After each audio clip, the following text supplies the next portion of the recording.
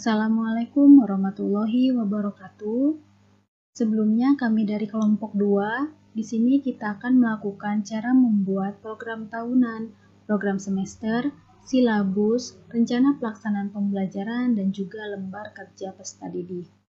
Untuk memenuhi tugas ujian akhir semester dengan mata kuliah perencanaan pembelajaran matematika dengan dosen pengampu Ibu Alpagali Adira Kasiwi, MPD.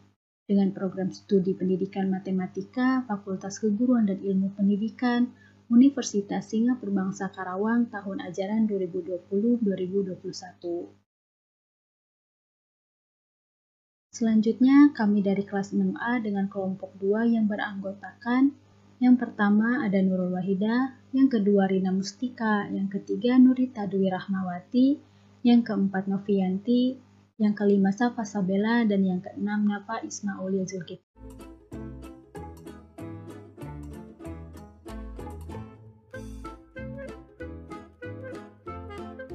Sebelumnya perkenalkan, nama saya Nurul Wahidah dengan NPM 18106310500005 dari kelas 6A.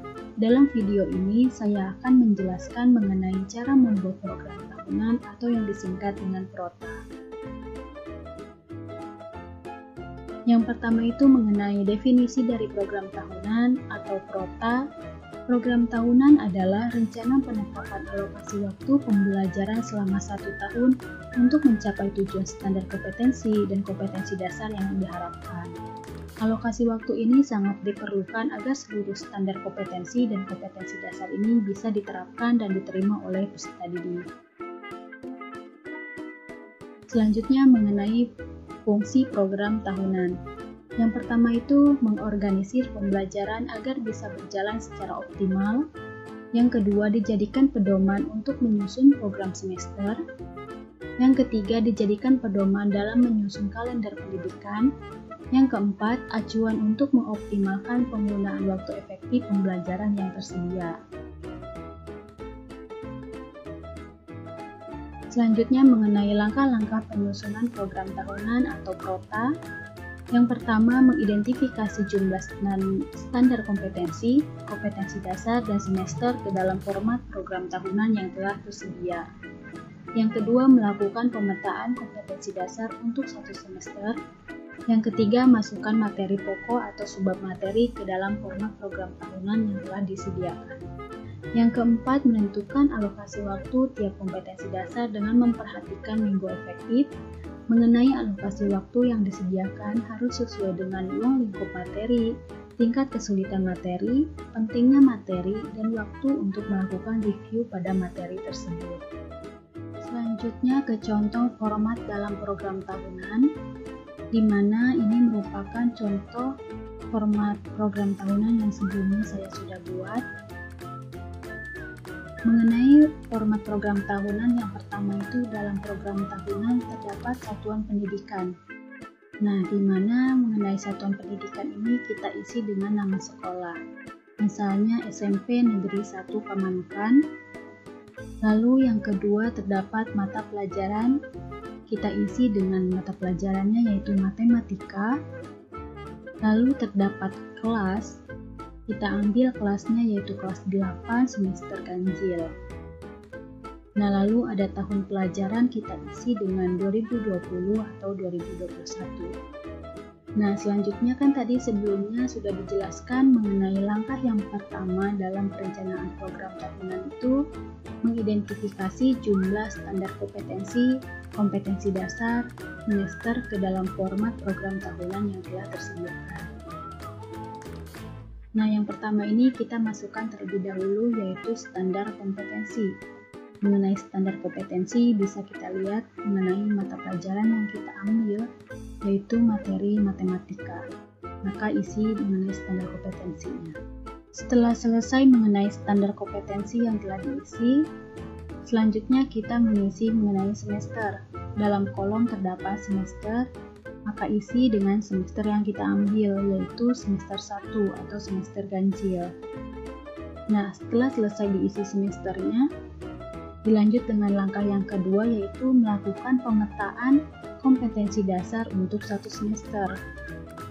Nah, mengenai kompetensi dasar ini diisi dengan sesuai semester kita yang kita ambil, yaitu dimana semesternya kita ambil semester 1.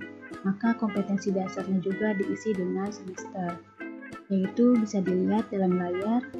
Untuk kompetensi dasar diisi dengan semester 1.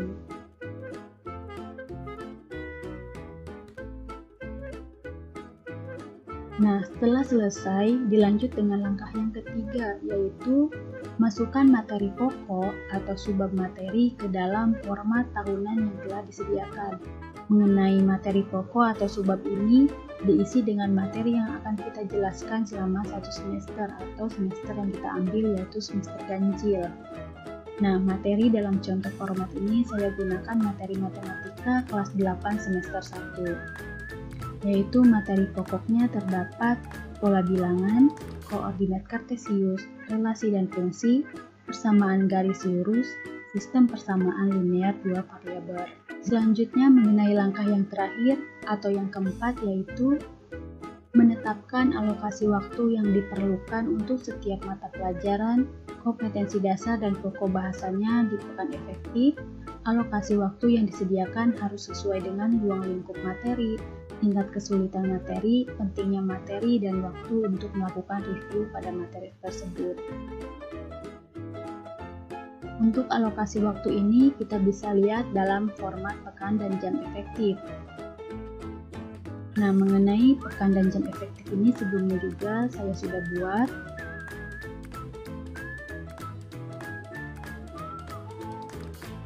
Dalam format ini hampir sama dengan satuan pendidikan mata pelajaran. Mengenai satuan pendidikan ini kita isi dengan SMP 1 Pamanukan. Lalu mata pelajarannya yaitu matematika, kelas atau semesternya kelas 8 semester ganjil, tahun pelajarannya 2020-2021, jumlah jam atau pekannya yaitu 5 JP. Nah, selanjutnya kita lihat di sini mengenai perhitungan pekan dan jam efektif. Terdapat banyaknya pekan dalam satu semester. Untuk menentukan ini, kita memerlukan kalender pendidikan. Nah, di mana kalender pendidikan yang akan kita gunakan yaitu kalender pendidikan semester 1 tahun ajaran 2020 atau 2021 dari bulan Juli sampai dengan Desember 2020-2021. Kita bisa lihat mengenai kalender pendidikannya. Dan ini merupakan kalender pendidikan semester 1 tahun ajaran 2020-2021.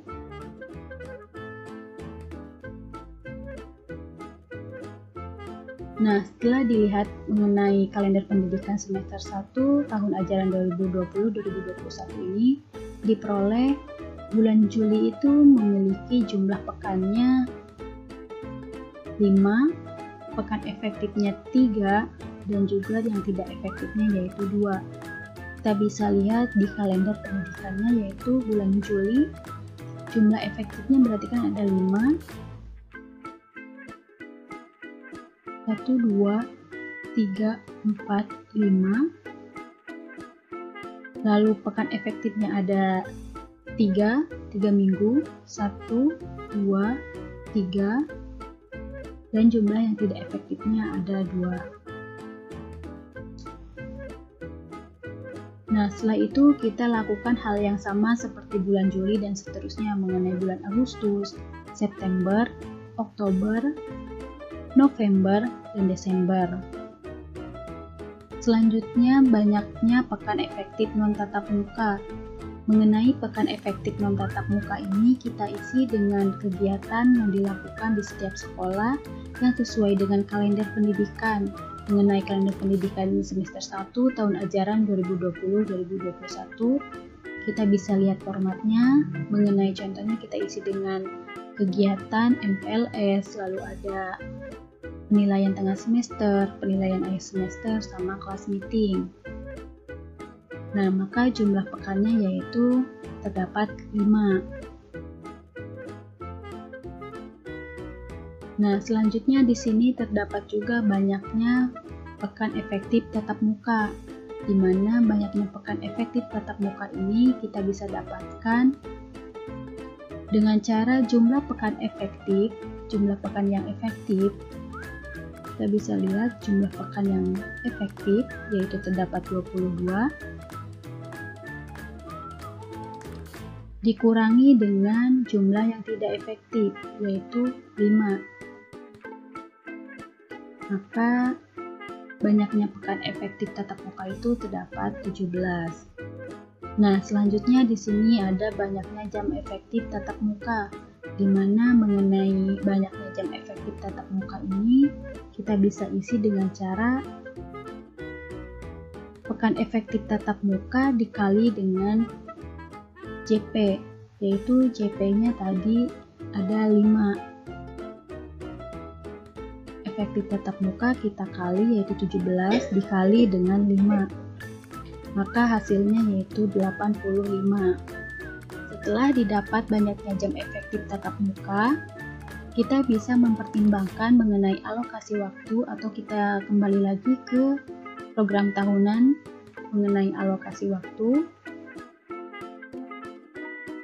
Nah, setelah didapat banyaknya jam efektif tatap muka ini, kita bisa mempertimbangkan alokasi waktu yang disediakan harus sesuai dengan ruang lingkup materi, tingkat kesulitan materi, pentingnya materi, dan waktu untuk melakukan review pada materi tersebut. Dalam alokasi waktu ini, yang disediakan harus sesuai dengan ruang lingkup materi, maka kita isi dengan setiap materi pokoknya. Dalam contoh format ini didapat yaitu 10, 15, 20, 15, dan 25. Maka jumlahnya yaitu 85 JP.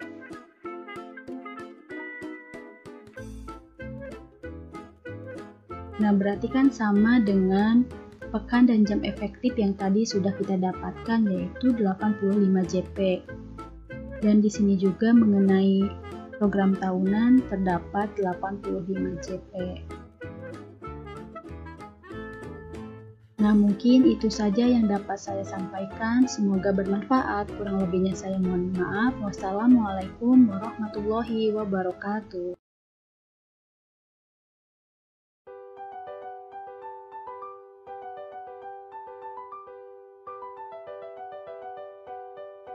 Assalamualaikum warahmatullahi wabarakatuh. Saya Rina Mustika dengan NPM 1810 6310 50116 dari kelas 6A. Dalam video ini saya akan menjelaskan bagaimana cara membuat program semester atau yang disingkat dengan PROSEM. Program semester atau yang disingkat dengan PROSEM. Program semester merupakan program yang berisi garis-garis besar tentang hal-hal yang akan dicapai dalam satu semester. Semester adalah satuan waktu yang digunakan untuk penyelenggaraan program pendidikan. Adapun langkah-langkah perencanaan program semester diantaranya sebagai berikut. Yang pertama, masukkan atau lengkapi kolom kompetensi dasar, bab dan subbab materi atau bahasan ke dalam format program semester yang telah dibuat atau tersedia. Yang kedua, melakukan analisis pekan efektif. Dan yang ketiga, memberikan catatan di setiap bagian yang membutuhkan keterangan. Bisa dilihat pada layar sudah terdapat contoh dari format program semester. Di bagian atas terdapat satuan pendidikan atau nama sekolah yang ingin dibuat program semester. Kemudian mata pelajaran diisi dengan mata pelajaran matematika, alokasi waktu 5 JP per pekan, kemudian tahun pelajaran 2020-2021, kelas atau semester diisi dengan kelas 8 semester 1 atau semester ganjil. Seperti sebelumnya telah dijelaskan bahwa langkah pertama dalam perencanaan program semester yaitu melengkapi kompetensi dasar, bab dan subbab materi atau bahasan ke dalam format program semester yang telah dibuat atau tersedia. Di sini kita masukkan dan lengkapi terlebih dahulu kolom kompetensi dasar selama satu semester.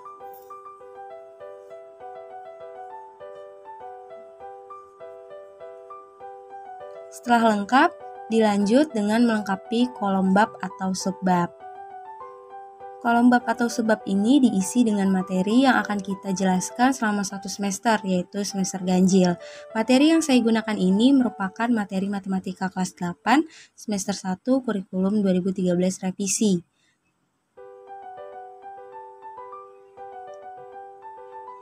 Setelah selesai dan keduanya lengkap, dilanjutkan dengan langkah kedua. Langkah yang kedua yaitu analisis pekan efektif. Analisis pekan efektif ini digunakan untuk mengisi kolom jumlah, jam, dan kolom-kolom selanjutnya yang berisikan bulan selama satu semester. Analisis pekan efektif ini dilakukan untuk menetapkan jumlah jam dan jumlah tatap muka per minggu untuk tiap mata pelajaran dan mengalokasikan waktu sesuai dengan kebutuhan pada kolom, bulan, dan minggu. Langsung saja kita lakukan analisis pekan efektifnya. Bisa dilihat pada layar, merupakan format untuk menganalisis pekan dan jam efektif. Pada bagian atas ini terdapat satuan pendidikan, atau bisa diisi dengan nama sekolah yang akan dianalisis pekan efektifnya. Kemudian, terdapat mata pelajaran kita isi dengan matematika, kelas atau semester diisi kelas 8 semester ganjil, tahun pelajaran 2020-2021, dan jumlah jam atau pekan kita menggunakan 5 JP. Kemudian kita beralih pada analisis yang pertama, yaitu analisis banyaknya pekan dalam satu semester. Untuk menentukan banyaknya pekan dalam satu semester ini, kita memerlukan kalender pendidikan. Kalender pendidikan adalah pengaturan waktu untuk kegiatan pembelajaran peserta didik selama 1 tahun ajaran yang mencangkup permulaan tahun pelajaran, minggu efektif belajar, waktu pembelajaran efektif, dan hari libur. Kalender yang digunakan dalam penjelasan kali ini menggunakan kalender pendidikan semester 1 tahun ajaran 2020-2021, yaitu dari bulan Juli sampai Desember 2020. Bisa kita lihat pada kalender pendidikan. Dilihat pada bulan Juli tahun 2020, kita akan menghitung jumlah pekan efektif dan pekan tidak efektif pada bulan Juli 2020. Pekan efektif adalah hari-hari yang bisa digunakan untuk melakukan proses pembelajaran secara efektif. Artinya hari itu bukan hari libur ataupun hari peringatan khusus. Pada bulan Juli 2020, jumlah pekannya adalah 5. Jumlah pekan efektifnya ada 3. Dan jumlah pekan tidak efektifnya ada 2. Setelah didapat, kita isikan pada tabel analisis seperti berikut.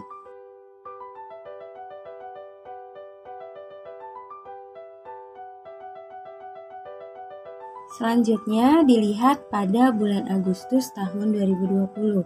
Pada bulan Agustus tahun 2020, jumlah pekannya adalah 4. Kenapa 4? Apabila pada kalender pendidikan jumlah tanggalnya kurang dari 3, seperti pada tanggal 1 di atas dan tanggal 30-31 di bawah, maka tidak bisa dihitung sebagai satu pekan. Bisa kita lihat bahwa pada kalender pendidikan bulan Agustus tahun 2020, kita dapat jumlah pekannya 4, pekan efektifnya 4, dan pekan tidak efektifnya 0. Setelah didapat data tersebut, kita isikan pada kotak-kotak yang sudah kita buat pada analisis pekan efektif. Lakukan hal yang sama untuk menganalisis pekan efektif pada bulan September sampai Desember 2020. Setelah tabel analisis 1 terisi, kemudian dilanjutkan dengan analisis yang kedua, yaitu analisis banyaknya pekan efektif non-tatap muka. Pekan efektif non-tatap muka ini saya isi dengan kegiatan-kegiatan yang ada di sekolah berdasarkan kalender pendidikan, di antaranya penilaian tengah semester, penilaian akhir semester, pengenalan lingkungan sekolah, dan porseni, sehingga didapat jumlahnya menjadi 4.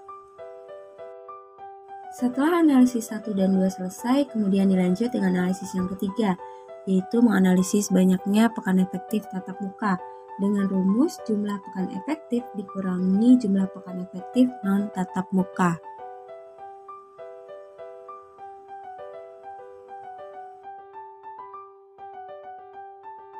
Kemudian dilanjutkan dengan analisis yang keempat, yaitu menghitung banyaknya jam efektif tatap muka dengan rumus banyaknya pekan efektif tatap muka dikali dengan JP, yaitu 5. Sehingga didapat banyaknya jam efektif tatap muka, yaitu 85 JP. Nantinya angka ini atau 85 JP ini akan digunakan untuk mengisi kolom jumlah jam pada pembuatan program semester. Setelah dilakukan analisis pekan efektif, kita lanjutkan pada pembuatan program semester. Selanjutnya kita akan melengkapi kolom jumlah jam terlebih dahulu. Karena pada perhitungan kita mendapatkan hasil 85 JP, maka tiap bab atau subbab ini dibagi hingga apabila dijumlahkan nanti hasilnya akan menjadi 85 JP.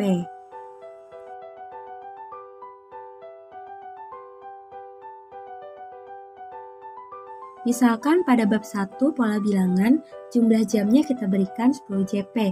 Karena subbabnya ada 2, maka masing-masing subbabnya bernilai 5. Pemberian jumlah jam ini berdasarkan tingkat kesulitan dan banyaknya materi yang disampaikan.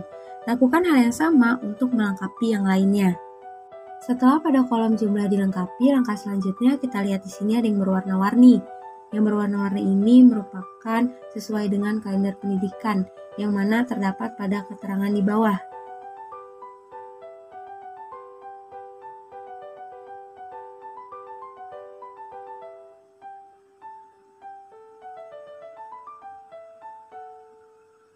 Yang berwarna itu menandakan pekan tidak efektif atau pada saat libur. Bisa kita lihat pada keterangan kalender pendidikan tersebut. Kemudian untuk mengetahui arti dari warna-warna itu bisa dibuat keterangan. Warna kuning menandakan bahwa libur akhir semester dan warna yang lainnya bisa dilihat pada keterangan tersebut.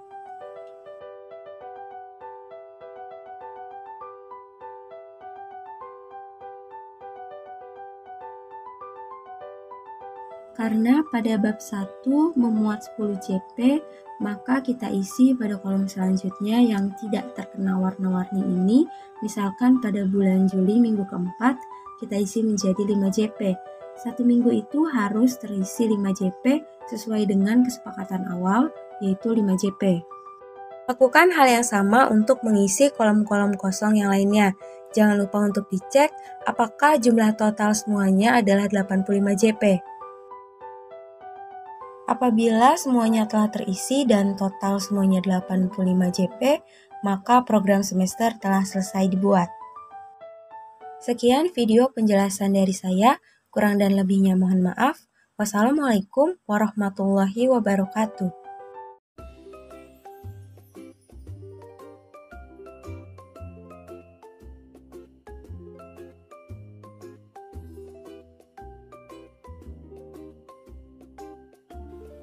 Assalamualaikum warahmatullahi wabarakatuh. Perkenalkan, saya Nurita Dwi Rahmawati, NPM 181063105087, bersama dengan teman saya Novianti, NPM 181063105131, akan membahas mengenai pengembangan silabus.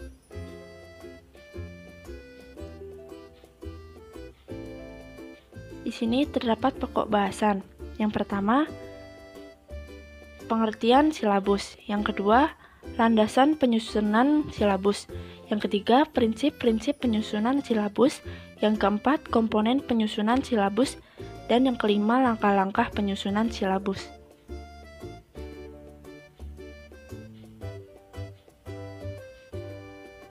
Yang pertama, pengertian dari silabus.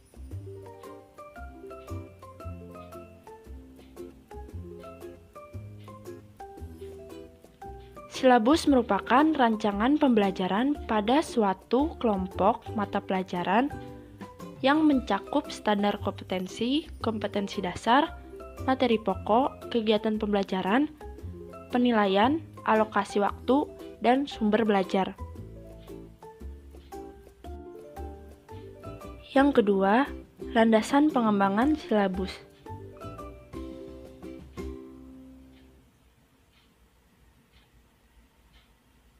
Pertama, Peraturan Pemerintah Nomor 13 Tahun 2015 yang mengalami perubahan Peraturan Pemerintah Nomor 19 Tahun 2005 tentang Standar Nasional Pendidikan. Yang kedua, Peraturan Kementerian Pendayagunaan Aparatur Negara dan Reformasi Birokrasi Nomor 15 Tahun 2010 tentang jabatan fungsional pamong belajar dan angka kreditnya. Ketiga, Peraturan bersama Kementerian Pendidikan dan Kebudayaan dan Kepala Badan Kepegawaian Negara Nomor 3/PB/PB/2011 dan Nomor 8 Tahun 2011 tentang petunjuk pelaksanaan jabatan fungsional pamong belajar dan angka kreditnya. Keempat, Peraturan Kementerian Pendidikan dan Kebudayaan Republik Indonesia Nomor 39 Tahun 2013 tentang petunjuk teknis jabatan fungsional pamong belajar dan angka kreditnya.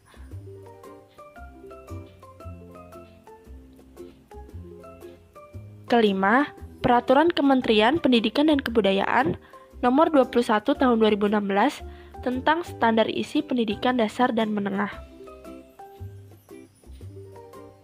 Keenam, Peraturan Kementerian Pendidikan dan Kebudayaan Nomor 22 Tahun 2016 tentang standar proses pendidikan dasar dan menengah. Yang ketiga, prinsip-prinsip pengembangan silabus.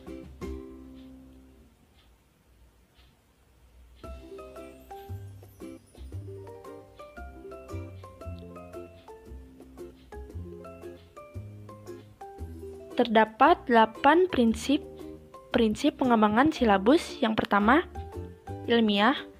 Keseluruhan materi dan kegiatan yang menjadi muatan dalam silabus harus benar dan dapat dipertanggungjawabkan secara keilmuan. Kedua, relevan. Cakupan kedalaman tingkat kesukaran dan urutan penyajian materi dalam silabus sesuai dengan tingkat perkembangan fisik, intelektual, sosial, emosional, dan spiritual peserta didik. Ketiga, sistematis. Komponen-komponen silabus saling berhubungan secara fungsional dalam mencapai kompetensi. Keempat, konsisten. Adanya hubungan yang konsisten antara kompetensi dasar, materi pokok, sumber belajar, dan sistem penilaian. Kelima, memadai. Cakupan materi pokok, sumber belajar, dan sistem penilaian cukup untuk menunjang pencapaian kompetensi dasar. Keenam, aktual dan kontekstual. Cakupan materi pokok, sumber belajar, dan sistem penilaian memperhatikan perkembangan ilmu, teknologi, dan seni mutakhir dalam kehidupan nyata dan peristiwa yang terjadi. Ketujuh, fleksibel. Keseluruhan komponen silabus dapat mengakomodasi keragaman peserta didik, pendidik, dan dinamika perubahan yang terjadi di sekolah serta tuntutan masyarakat. Kedelapan, menyeluruh. Komponen silabus mencakup keseluruhan ranah kompetensi, yaitu kognitif, afektif, dan psikomotor. Itulah pemaparan terkait pengertian, landasan, dan prinsip-prinsip pengembangan silabus. Selanjutnya akan dijelaskan oleh teman saya, Novianti. Selanjutnya, di sini saya Novianti akan melanjutkan penjelasan mengenai pengembangan silabus yang sebelumnya telah dijelaskan oleh teman saya, Nurita. Pada poin keempat ini, kita akan membahas mengenai komponen pengembangan silabus. Komponen pengembangan silabus yang pertama ada identifikasi, di mana identifikasi maksudnya adalah identitas yang mencakup nama satuan atau lembaga, nama mata pelajaran, tingkat atau derajat atau kelas. Kemudian ada standar kompetensi, di mana standar kompetensi ini ialah patokan tentang pengetahuan, keterampilan, dan sikap yang harus dimiliki oleh peserta didik untuk mengerjakan suatu tugas yang sesuai dengan apa yang dipersyaratkan. Kemudian yang ketiga ada kompetensi dasar, yaitu kompetensi yang terdiri atas sikap, pengetahuan, dan keterampilan yang bersumber dari kompetensi inti yang harus dikuasai peserta didik. Selanjutnya ada materi pokok, ialah materi yang menggambarkan kompetensi utama yang dikelompokkan dalam aspek afektif, kognitif, dan psikomotor untuk mencapai hard skill dan soft skill. Selanjutnya ada kegiatan belajar, di mana kegiatan belajar ini ialah rangkaian kegiatan yang harus dilakukan peserta didik untuk mencapai kompetensi dasar. Kegiatan pembelajaran dirancang untuk memberikan pengalaman belajar yang melibatkan proses mental dan fisik melalui interaksi antara peserta didik dengan pendidik, lingkungan dan sumber belajar lainnya dalam rangka pencapaian kompetensi. Selanjutnya ada penilaian, yaitu kriteria mengenai mekanisme, prosedur, dan instrumen penilaian hasil belajar peserta didik. Kemudian ada alokasi waktu, di mana alokasi waktu yang dicantumkan dalam silabus merupakan perkiraan waktu rata untuk menguasai kompetensi dasar yang dibutuhkan oleh peserta didik yang beragam. Dan terakhir ada sumber. Sumber belajar adalah rujukan, objek, dan atau bahan yang digunakan untuk kegiatan pembelajaran yang berupa media cetak dan elektronik, narasumber, serta lingkungan fisik, alam, sosial, dan budaya.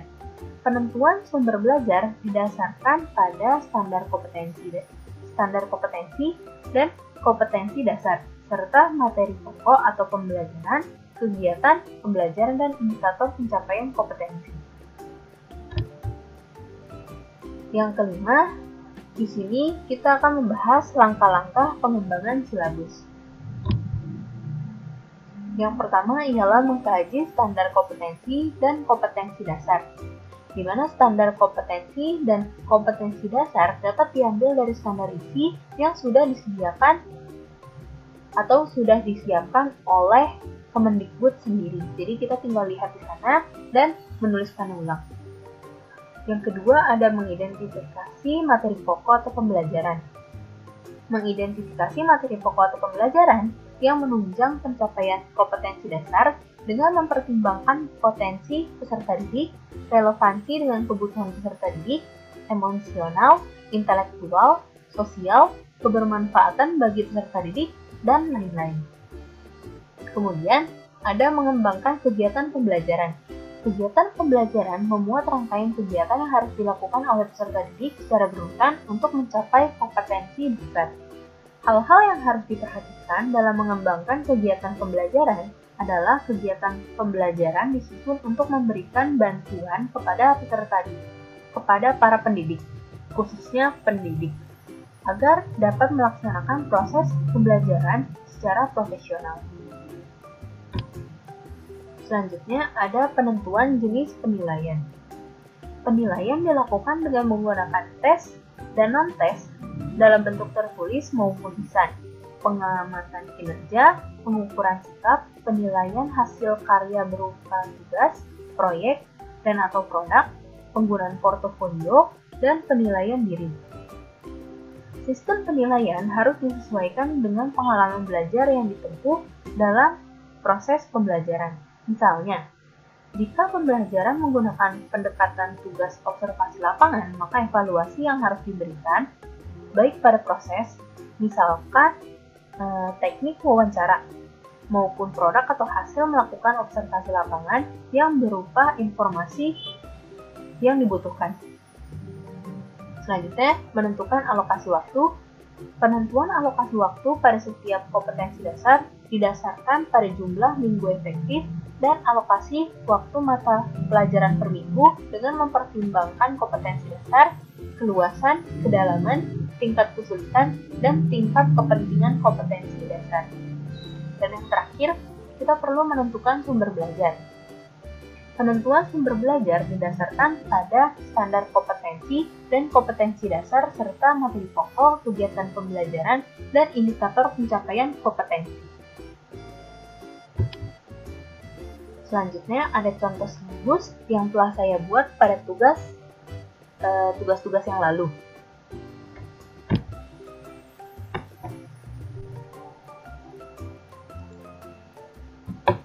Nah, berikut adalah contoh silabus yang sudah saya buat.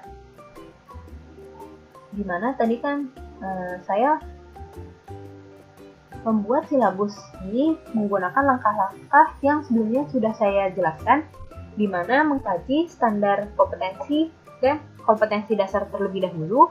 Di sini kita lihat di standar intinya yang sudah disediakan oleh pemerintah. Tinggal kita lihat dan kita tuliskan di sini. Kemudian, mengidentifikasi materi pokok atau pembelajaran. Di sini karena saya membuat silabus mata pelajaran matematika dengan satuan pendidikan SMP kelas 8 semester ke-6, maka di sini materi pokoknya ada teorema Pythagoras, lingkaran, lalu ada bangun ruang sisi datar, statistika, dan peluang. Kemudian mengembangkan kegiatan pembelajaran. Di sini saya menggunakan kegiatan pembelajarannya dengan 5M, di mana ada kegiatan mengamati, menanya, mengumpulkan informasi, menalar atau mengasosiasi, serta mengomunikasi. Kemudian, untuk penilaiannya disesuaikan dengan pengalaman belajar yang ditempuh dalam proses pembelajaran.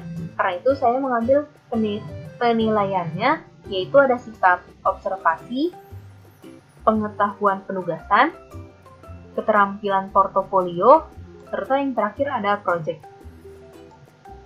Kemudian untuk alokasi waktu, di sini saya memperkirakan waktu yang diperlukan untuk mengajarkan materi teorema Pythagoras ialah 17 jam pelajaran. Berbeda-beda tiap materinya ya. Lingkaran di sini 18 jam pelajaran. Lalu untuk bangun ruang sisi datar ada 18 jam pelajaran dan seterusnya. Kemudian yang terakhir kita perlu menentukan sumber belajar. Di sini sumber belajar didasarkan pada standar kompetensi dan kompetensi dasar serta materi pokok atau pembelajaran, kegiatan pembelajaran dan indikator pencapaian kompetensi. Di sini sumber belajar yang saya tentukan di sini ialah buku teks matematika kelas 8 Kemendikbud serta internet. Sekian penjelasan saya mengenai pengembangan silabus. Kurang lebihnya mohon maaf. Wassalamualaikum warahmatullahi wabarakatuh.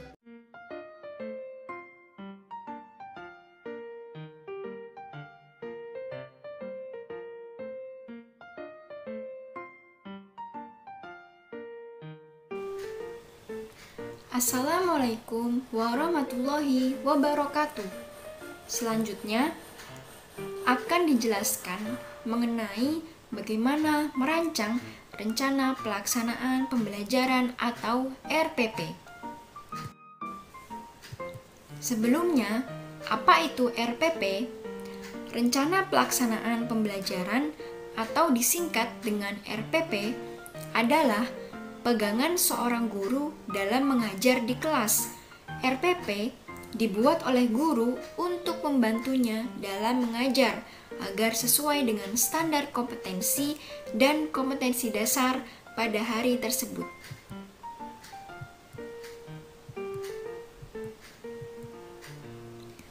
Rencana pelaksanaan pembelajaran atau RPP berisi pengetahuan yang berkenaan dengan perkiraan atau proyeksi tentang apa yang akan dilakukan pada saat kegiatan belajar mengajar berlangsung.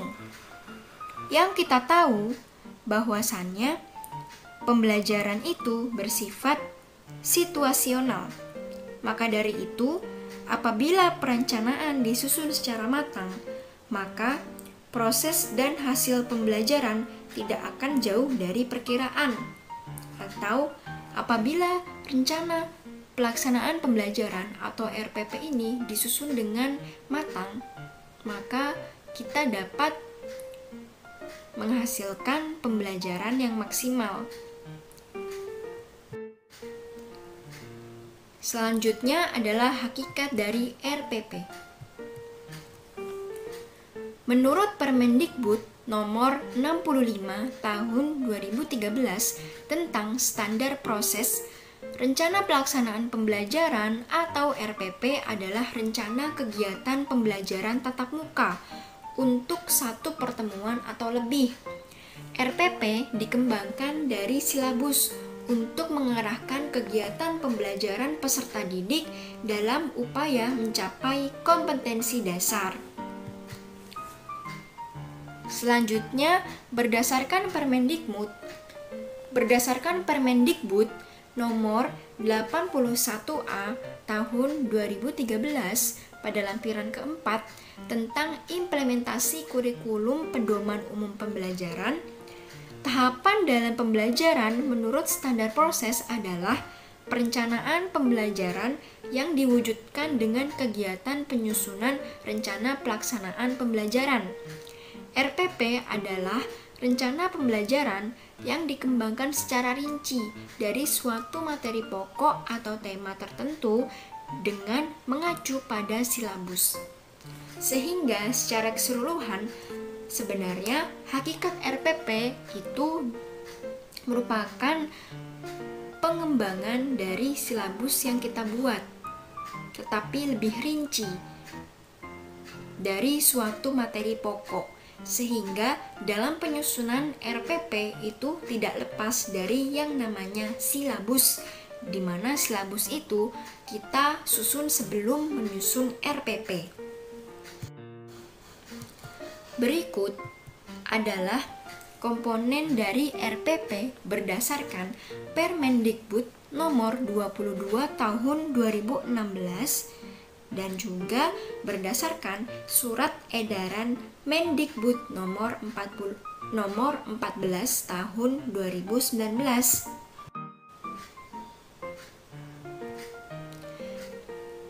Komponen yang pertama atau di sini bisa disebut dengan kepala dari RPP adalah tentu saja kita tulis terlebih dahulu judulnya.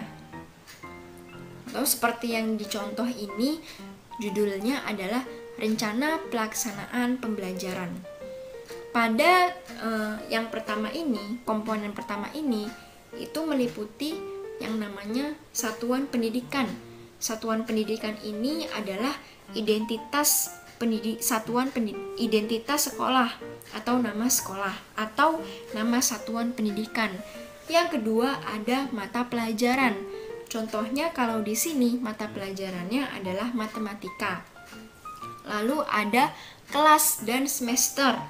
Kalau contohnya di sini kelasnya kelas 8 dan semesternya adalah semester genap atau semester 2. Lalu ada materi pokok. Dan juga ada alokasi waktu. Alokasi waktu ditentukan sesuai dengan keperluan untuk pencapaian kompetensi dasar dan bahan ajar dengan mempertimbangkan jumlah jam pelajaran yang tersedia dalam silabus dan kompetensi dasar yang harus dicapai. Lalu bagian yang kedua ada yang namanya tujuan pembelajaran. Tujuan pembelajaran dirumuskan berdasarkan kompetensi dasar dengan menggunakan kata kerja operasional. Nah, kata kerja operasional di sini adalah yang menyatakan, menentukan, dan juga mengevaluasi kalau di contoh ini. Dan kata kerja operasional tersebut haruslah kata kerja operasional yang dapat diamati dan diukur, yang mencangkup sikap, pengetahuan, dan juga keterampilan.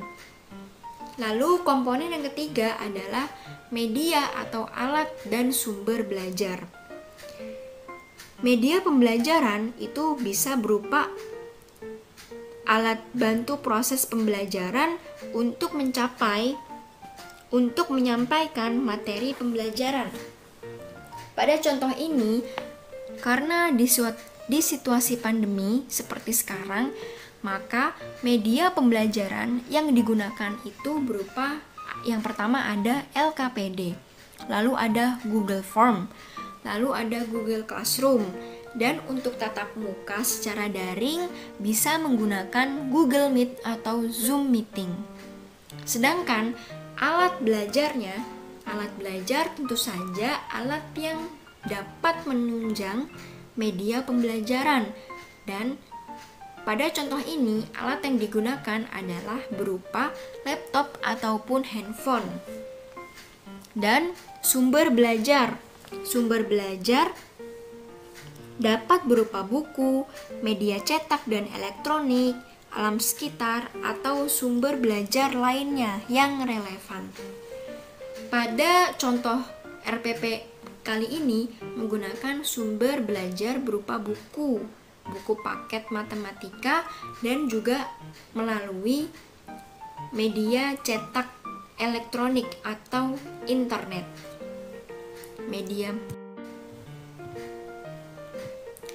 Lalu komponen yang keempat ada yang namanya kegiatan pembelajaran. Kegiatan pembelajaran ini meliputi 3 kegiatan. Yang pertama ada kegiatan pendahuluan. Kegiatan pendahuluan ini meliputi orientasi, di mana orientasi merupakan kegiatan paling awal pembelajaran. Biasanya dilakukan berdoa sebelum belajar, dan biasanya guru mengecek atau memeriksa kehadiran siswa. Lalu pada kegiatan pendahuluan yang kedua ada yang namanya apersepsi. Apersepsi itu adalah mengingat kembali materi yang telah dipelajari dan mengkaitkan materi pada kehidupan sehari-hari. Lalu pada kegiatan pendahuluan yang ketiga ada yang namanya motivasi. Pada kegiatan ini guru memberikan motivasi kepada siswa agar siswa semangat dalam belajar. Lalu kegiatan pendahuluan yang keempat ada pemberian acuan. Pemberian acuan ini menjelaskan hal-hal apa yang akan dipelajari selama kegiatan pembelajaran berlangsung. Lalu pada kegiatan pembelajaran yang kedua adalah kegiatan inti. Pada kegiatan inti ini tidak terlepas dari yang namanya high order thinking skill. Nah, high order thinking skill pada RPP ini meliputi ada kegiatan literasi, ada critical thinking atau berpikir secara kritis, ada collaboration atau kolaborasi, ada communication atau komunikasi, dan ada creativity atau kreativitas. Lalu kegiatan pembelajaran yang ketiga yang terakhir adalah kegiatan penutup.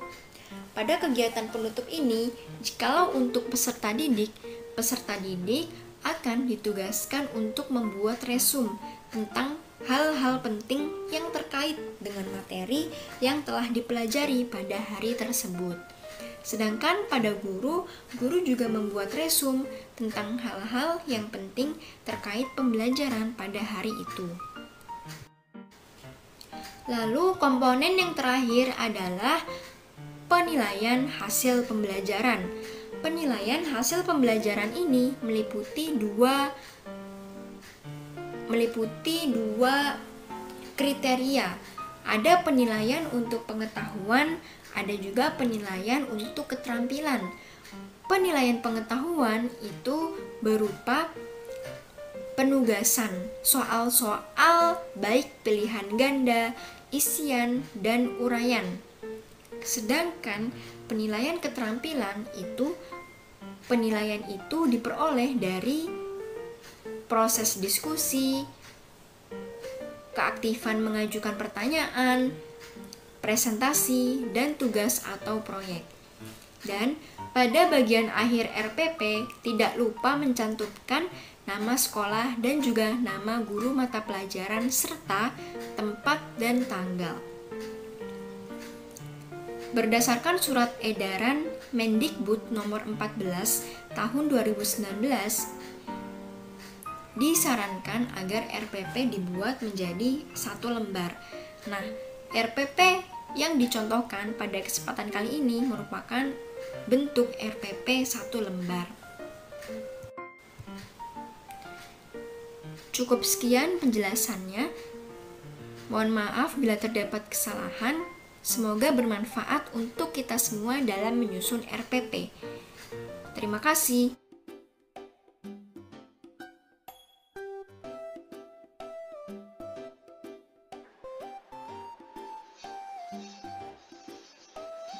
Baik, di sini saya akan melanjutkan penjelasan mengenai bagaimana sih panduan dari teknik pembuatan lembar kerja peserta didik atau LKPD. Yang pertama, sebelum membuatnya, kita harus mengetahui apa itu lembar kerja LKPD. LKPD atau lembar kerja peserta didik merupakan suatu sarana pembelajaran yang dikembangkan oleh guru sebagai fasilitas dalam meningkatkan aktivitas pembelajaran. Nah, di sini LKPD disusun dan dikembangkan harus sesuai dengan situasi dan kondisi kegiatan pembelajaran yang akan dilaksanakan. Di sini guru sendiri harus paham dengan situasi dan kondisi yang dimaksud, baik kelas maupun Baik, di sini saya akan melanjutkan penjelasan mengenai bagaimana sih panduan dari teknik pembuatan lembar kerja peserta didik atau LKPD. Yang pertama, sebelum membuatnya, kita harus mengetahui apa itu lembar kerja LKPD. LKPD atau lembar kerja peserta didik merupakan suatu sarana pembelajaran yang dikembangkan oleh guru sebagai fasilitas dalam meningkatkan aktivitas pembelajaran. Nah, di sini LKPD disusun dan dikembangkan harus sesuai dengan situasi dan kondisi kegiatan pembelajaran yang akan dilaksanakan. Di sini guru sendiri harus paham dengan situasi dan kondisi yang dimaksud, baik kelas maupun lingkungan belajar peserta didiknya dalam kelas.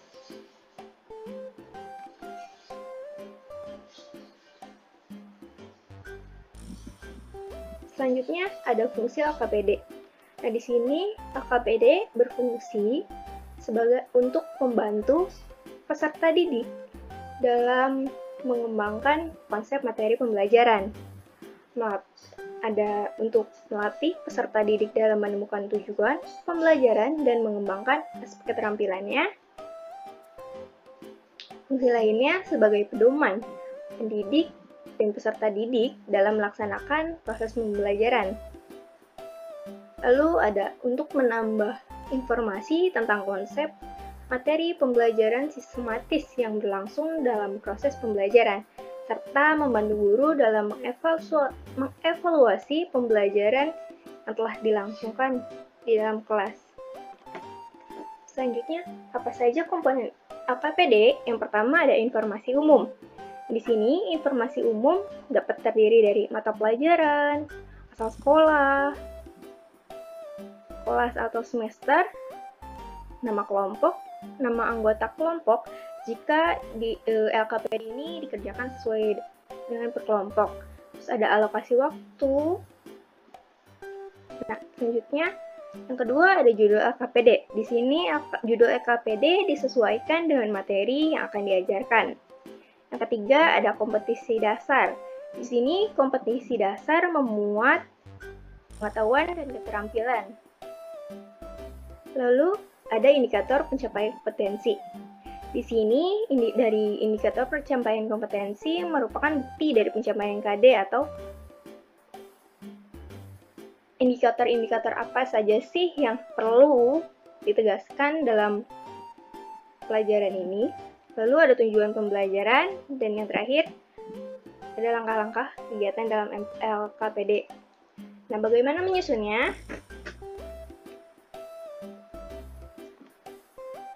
LKPD akan disusun sebagai berikut. Berikut contoh dari lembar kerja peserta didik yang masih kosong. Nah, di sini kita buat lembar kerja peserta didiknya karena komponen LKPD yang pertama itu ada informasi umum. Nah, di sini kita tuliskan atau ada mata pelajaran, nama siswa, kelas 1 semester, waktu pembelajaran, dan anggota kelompok. Karena di sini lembar kerja peserta didik yang diberikan akan diselesaikan bersama dengan kelompok.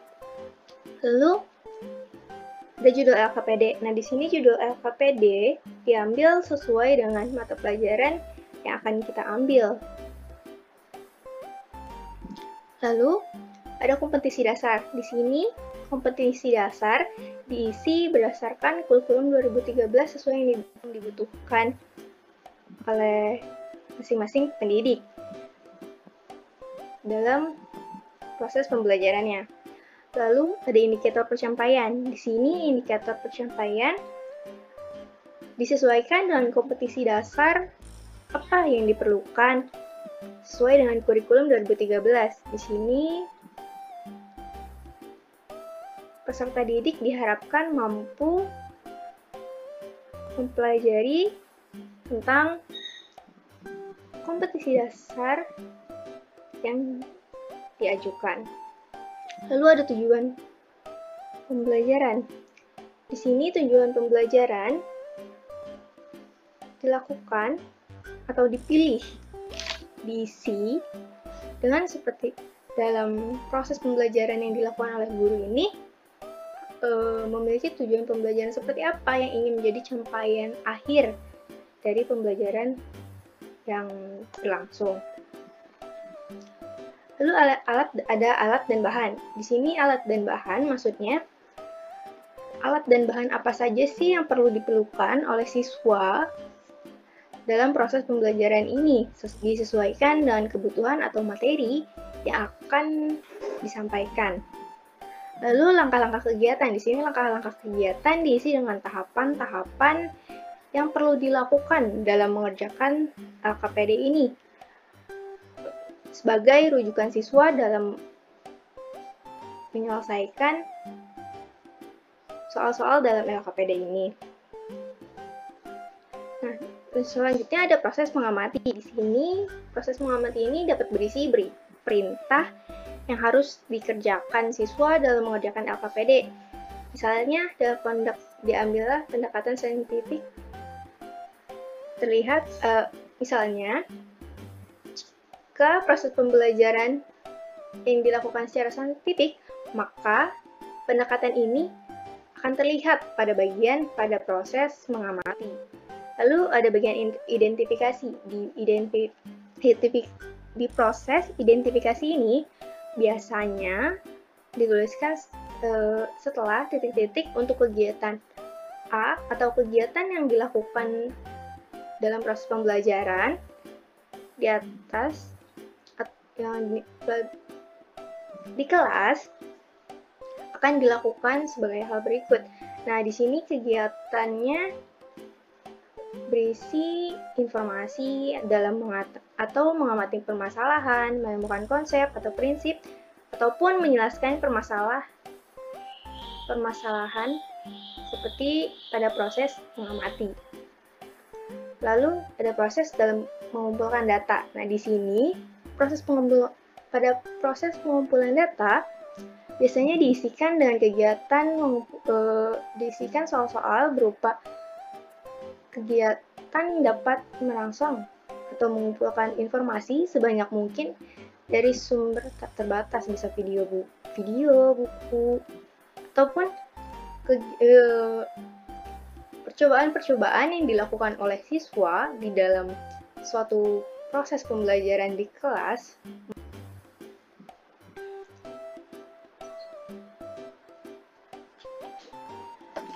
Lalu pada proses pengolahan data. Di sini pengolahan data diisi dengan sejumlah kegiatan nyata dan implementasi dengan kegiatan kehidupan nyata. Jadi dari pemisalan dan pengolahan data ini, soal-soal yang diberikan atau permasalahan yang diberikan menyangkut pautkan dengan kehidupan nyata seorang siswa atau keadaan lingkungan di sekitar siswa agar dapat menerapkannya dalam lingkungan sehari-hari.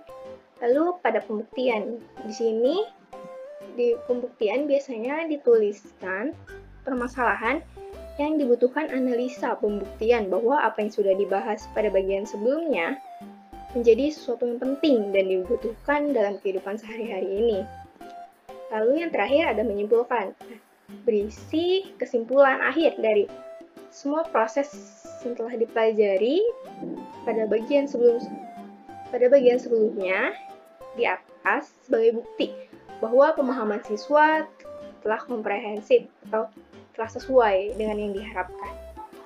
Lalu yang terakhir sebenarnya kita dapat menambahkan proses penilaian di bawah sini untuk dijadikan bahan evaluasi guru apakah pembelajaran ini sudah sesuai dengan tujuannya atau belum.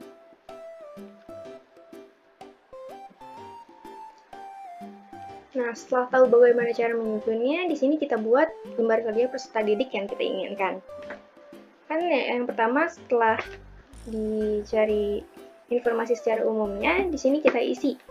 Misalkan sekolah yang kita ampu merupakan di SMPN 1 Purwakarta dengan mata pelajaran matematik. Lalu karena materi yang diambil merupakan peluang,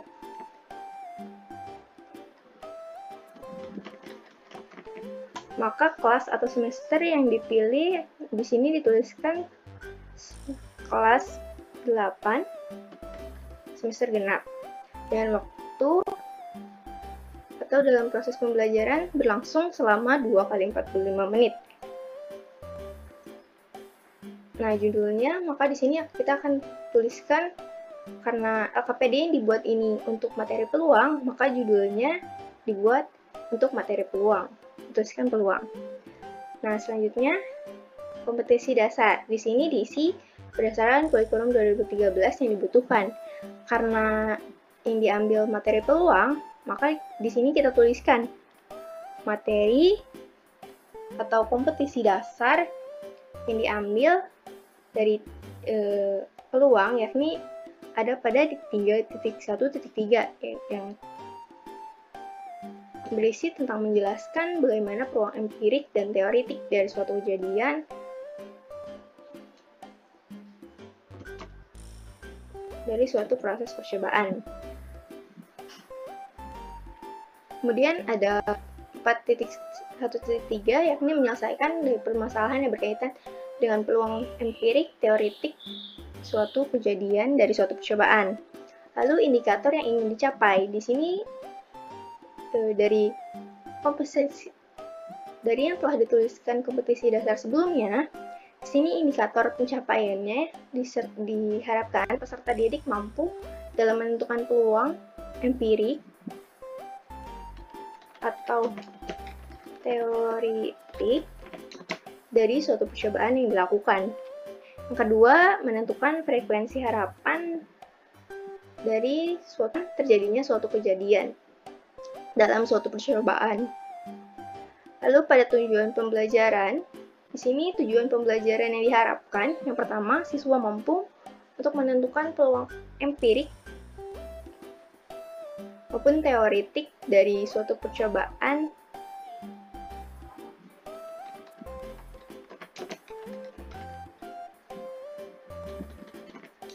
berlangsung dan siswa mampu menentukan frekuensi harapan yang terjadi dalam suatu kejadian atau percobaan.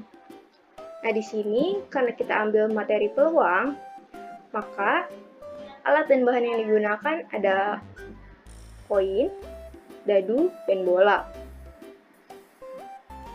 Lalu pada langkah-langkah kegiatan atau tahapan yang lakukan dalam mengerjakan LKPD ini dituliskan di sini sesuai dengan yang telah dirancang sebelumnya. Ingin seperti apa kegiatan yang berlangsung dalam proses pembelajaran. Selanjutnya ada proses mengamati. Di sini proses mengamati diisi hal apa yang harus dikerjakan siswa dalam mengerjakan LKPD. Nah, di sini saya ambil proses mengamatinya di sini pada awalnya sebelum siswa mengerjakan LKPD ini, siswa akan diminta untuk mengamati penjelasan singkat mengenai apa itu ruang sampel untuk membantu proses pemahaman siswa terhadap materi ini untuk lebih mudahnya. Di sini kita ambil pada proses mengamatinya dilakukan suatu percobaan yang dicontohkan oleh guru sebelumnya. Di sini seorang guru meminta beberapa siswa untuk membantu dalam percobaan ini, yakni ada Andi, Dita, Lisa, untuk menumpuk koin yang mereka punya. Lalu akan dibuat tebak-tebakan bagaimana hasil apa yang akan keluar, apakah angka atau gambar. Dari percobaan-percobaan ini akan diamati berapa kemungkinan akan keluar dalam percobaan ini, apakah yang keluar berbentuk angka ataupun gambar. Lalu pada proses mengidentifikasi. Nah, di sini proses identifikasinya setelah mengamati kegiatan yang dilakukan sebelumnya pada proses percobaan itu, di sini siswa diminta untuk menuliskan atau mengidentifikasi kemungkinan yang mungkin terjadi dalam proses percobaan itu untuk 2 buah koin. Lalu dituliskan dalam LKPD ini. Dalam proses identifikasi ini, selain untuk menuliskan apa yang telah kita amati sebelumnya, di sini kita membuat suatu percobaan lagi menggunakan pemisalan yang lain. Misalnya di sini menggunakan tabel ataupun diagram pohon. Kemudian siswa diminta untuk menuliskan kemungkinan yang mungkin terjadi di dalam proses percobaan tersebut. Lalu pada pengumpulan data, di sini biasanya dapat berupa kegiatan dalam mengumpulkan informasi sebanyak mungkin. Nah, di sini dalam LKPD ini, pada proses pengumpulan data diambil berdasarkan suatu permasalahan. Percobaan yang dilakukan di sini dimisalkan siswa diminta untuk melakukan percobaan seperti sebelumnya, hanya saja di sini dengan menambahkan 1 koin lagi, lalu akan menuliskan kemungkinan apa saja yang diperolehnya. Lalu, di sini juga siswa diminta untuk menjabarkan atau memberikan data dapat berupa uraian, tabel, ataupun diagram. Lalu pada pengolahan data, di sini suatu permasalahannya akan lebih dikaitkan dengan suatu kegiatan yang berada dalam kehidupan nyata siswa agar lebih mudah siswa menerapkannya dalam lingkungan sehari-hari. Nah, di sini diambil misalnya suatu masalahnya di sini ada tentang seorang pedagang telur memiliki 200 butir telur. Karena kurang berhati-hati memindahkannya dalam peti, maka 10 butir pecah. Jika sebutir telur itu diambil secara acak, maka akan ditentukan peluang terambilnya telur yang tidak pecah. Di sini, ketika pada proses pengolahan data, siswa diharapkan telah memahami pelajaran yang telah disampaikan sebelumnya agar lebih mudah menerapkannya dalam persoalan sehari-hari. Sehingga akan lebih mudah untuk bagaimana cara menentukan peluang yang mungkin terjadi dalam kehidupan nyata siswa, atau peluang-peluang apa saja sih yang mungkin terjadi dalam lingkungan siswa. Lalu pada pembuktian. Nah, pembuktian ini diisikan dengan suatu permasalahan yang dapat berupa analisa pembuktian bahwa apa yang sudah dibahas pada sebelumnya menjadi suatu yang penting dan dibutuhkan.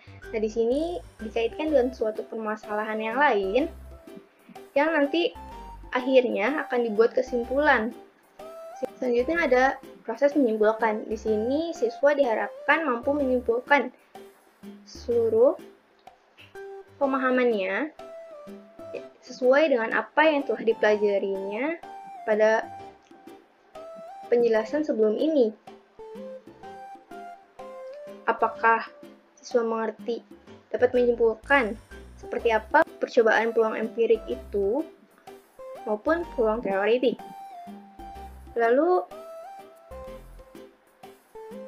apakah dengan menambah banyak percobaan akan berpengaruh pada frekuensi peluang yang akan terjadi?